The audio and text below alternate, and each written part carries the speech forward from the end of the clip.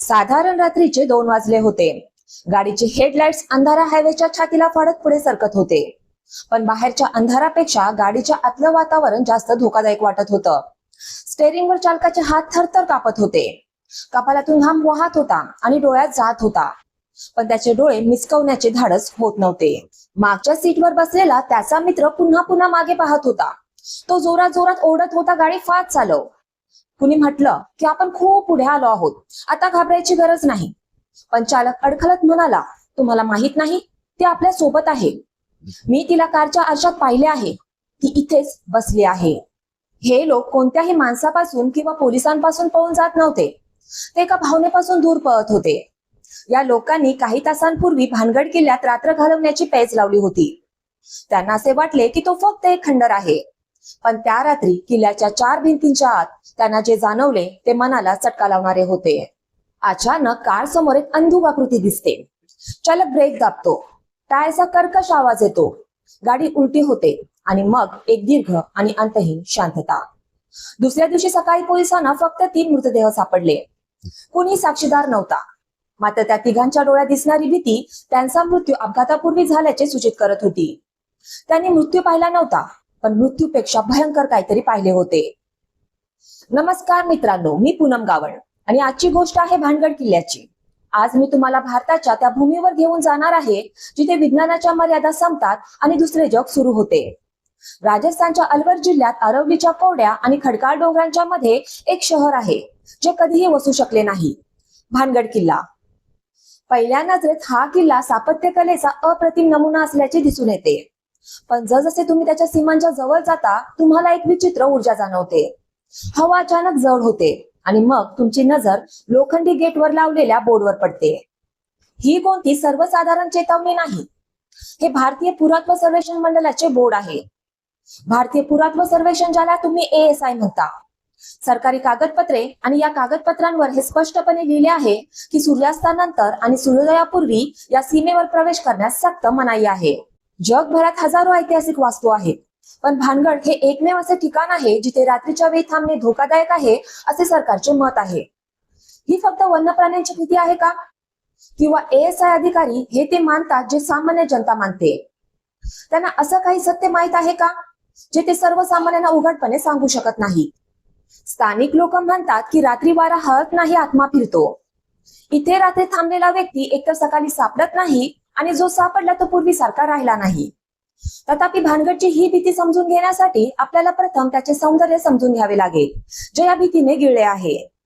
वर्ष होते 1573. तो मुघल सम्राट अकबराचा काळ होता. अमेरचे राजा भगवंत दास यांनी त्यांचा धाकटा मुलगा माधवसिंह याच्यासाठी या शहराची पायाभरणी केली.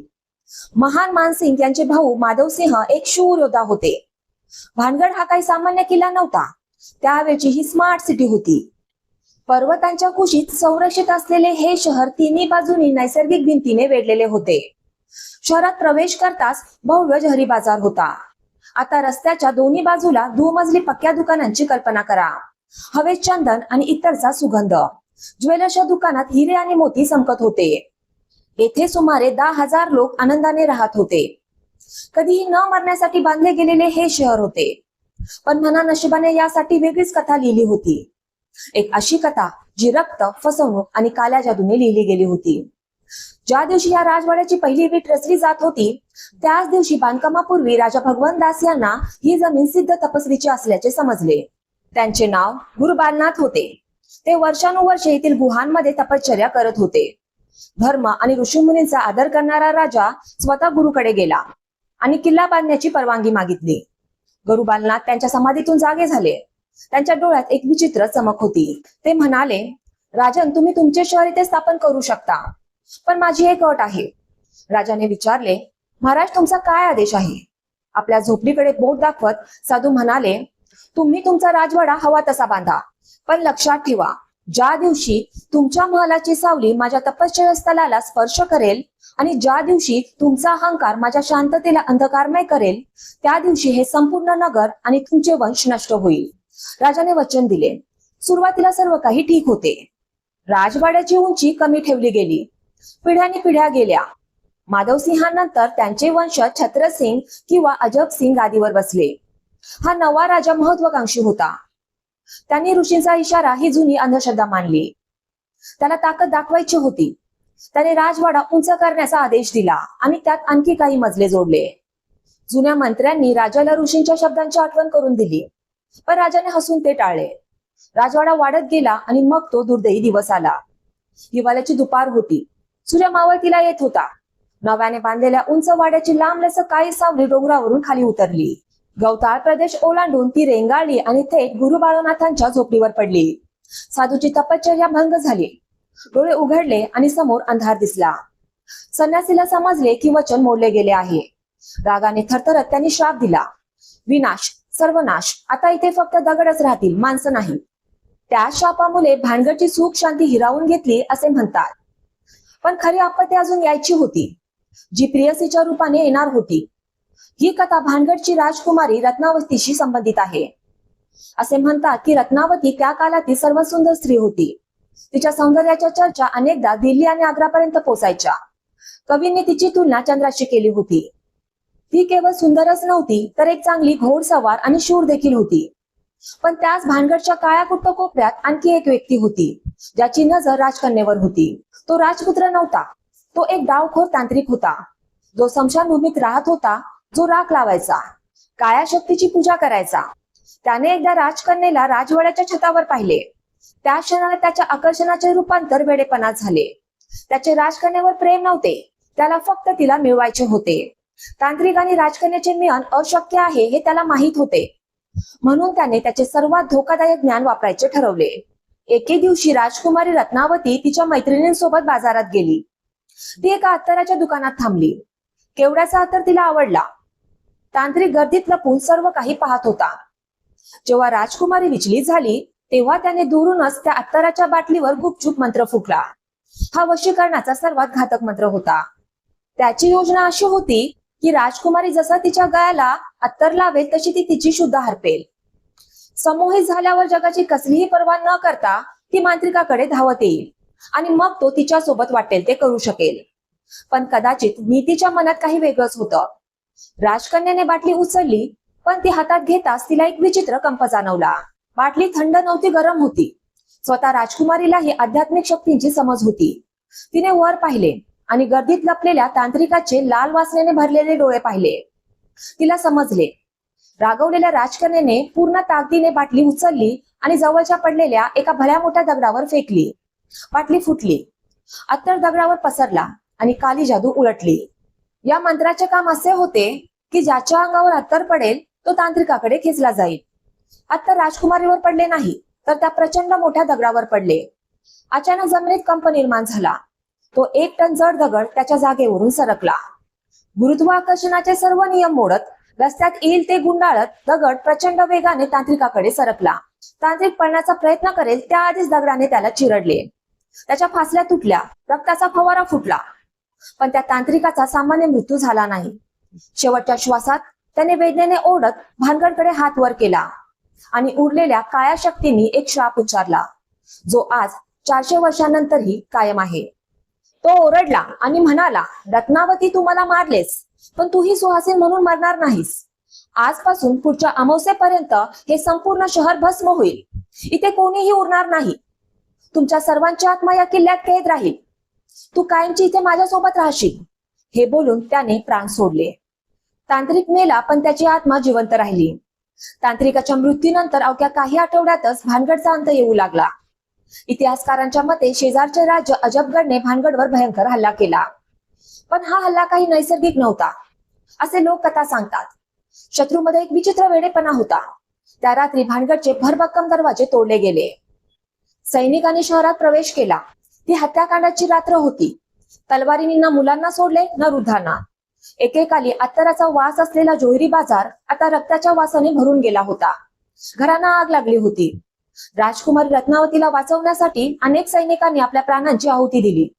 पण शेवटी शत्रूंनी त्यांना घेरले आणि त्यांची निर्घृण हत्या केली. सकाळपर्यंत 10,000 लोकसंख्या असलेले शहर मोठ्या स्मशानभूमी बदलले होते.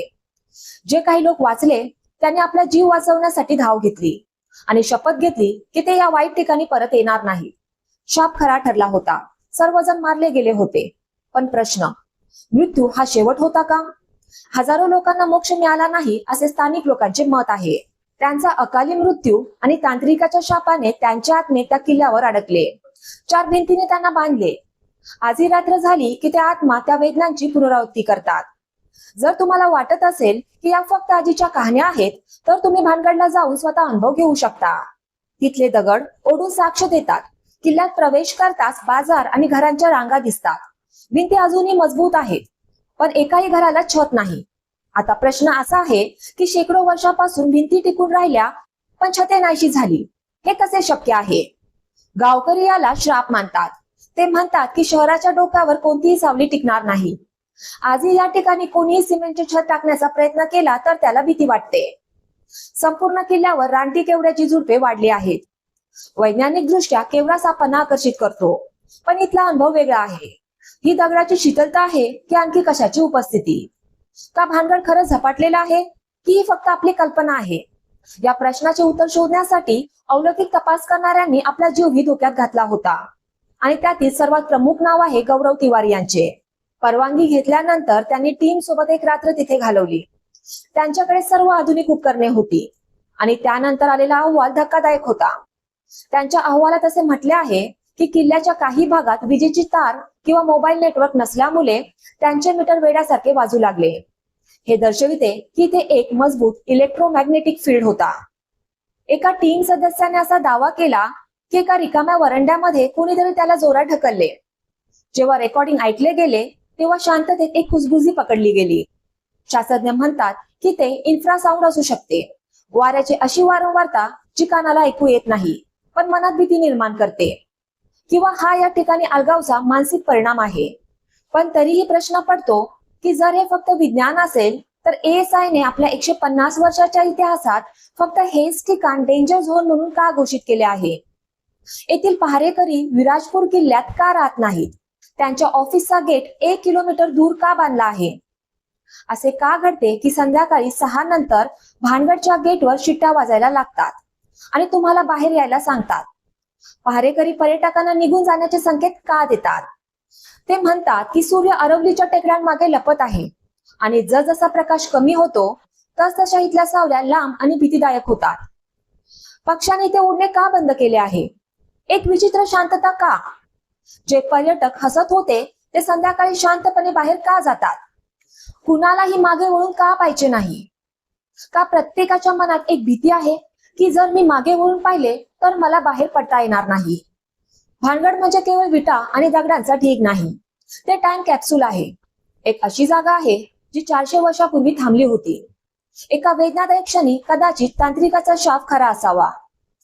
कदाचित राजकुमारी रत्नावतीचा आत्मा अजूनही शेवटच्या प्रहरात त्या अवशेषांमध्ये तिच्या मुक्तीची वाट पाहत आहे. सत्य काय आहे हे आम्हाला माहित नाही, पण तुम्ही कधी जर भानगडला गेलात तर माझा एक सल्ला लक्षात ठेवा. तिथे सौंदर्य बघा, इतिहास अनुभवा, पण सूर्यास्त झाल्यानंतर तुम्ही परत या. कारण काही दरवाजे बंद चांगले वाटतात आणि भानगडचा दरवाजा आपले जग आणि ते जग यांच्यामध्ये खूप पातळ पडदा आहे. त्या पडद्यामागे काय आहे हे जाणून न घेतलेलेच बरे. मी आशा करते की तुम्हाला माझी ही आजची कथा खूप आवडली असेल. आणि जर तुम्हाला माझी ही आजची कथा खूप आवडली असेल तर प्लीज मला कमेंट बॉक्समध्ये कमेंट करून नक्की सांगा.